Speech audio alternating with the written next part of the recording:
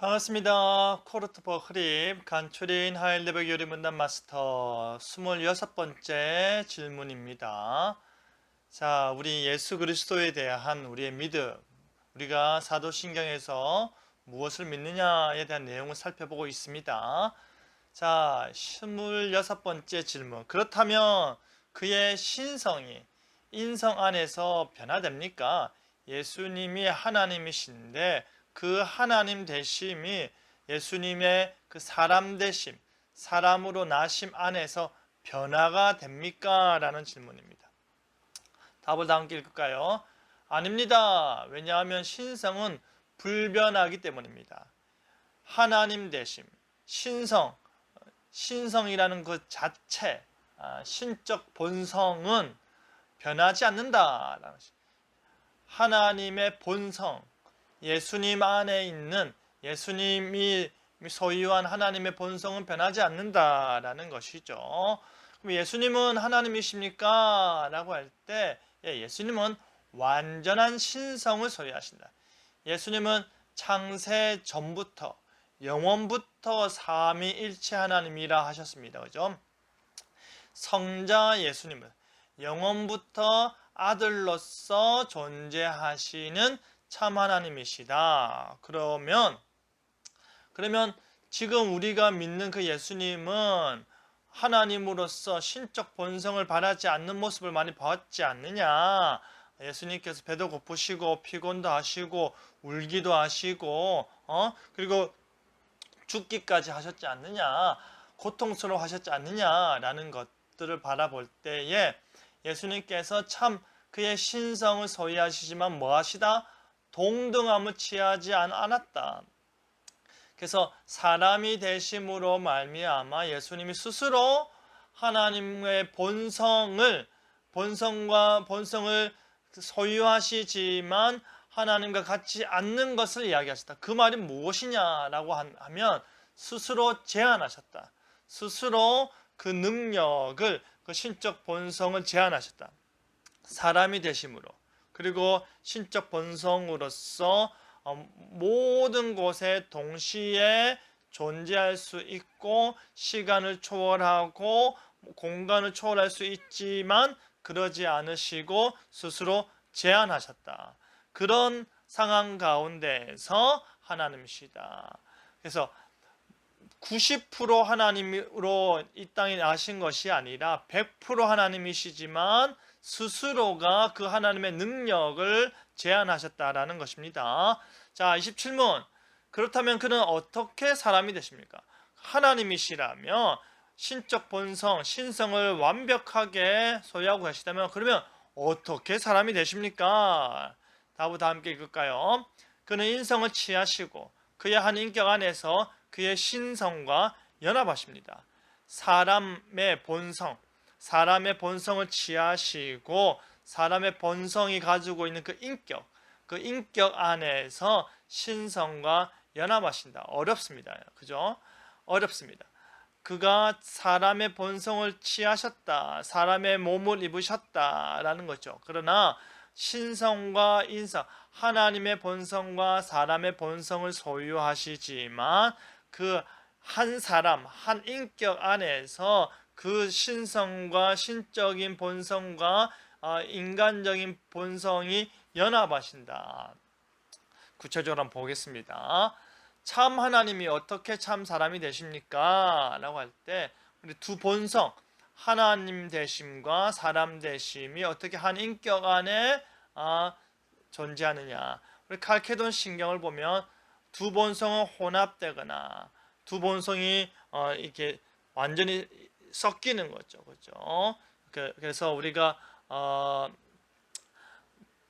탄산하고 오렌지하고 섞으면 탄산이 섞인 오렌지 탄산수가 되는 것처럼 우리가 무언가가 혼합된다라는 거죠. 그렇게 되거나 변화된다. 신성과 인성이 만나서 새로운 무언가가 되는 것을 이야기하는 거죠. 변화되거나 신성과 인성이 완전히 분리되거나 완전히 나뉘어지는 그런 것 없이 완전히 나뉘어지거나 서로 두 인격을 소유할 정도로 신성과 인성이 나뉘어지거나 완전히 같이 있지만은 분리되어 되는 것처럼 그런 개념이 아니라 단일 하나의 위격 인격 속에 존재한다.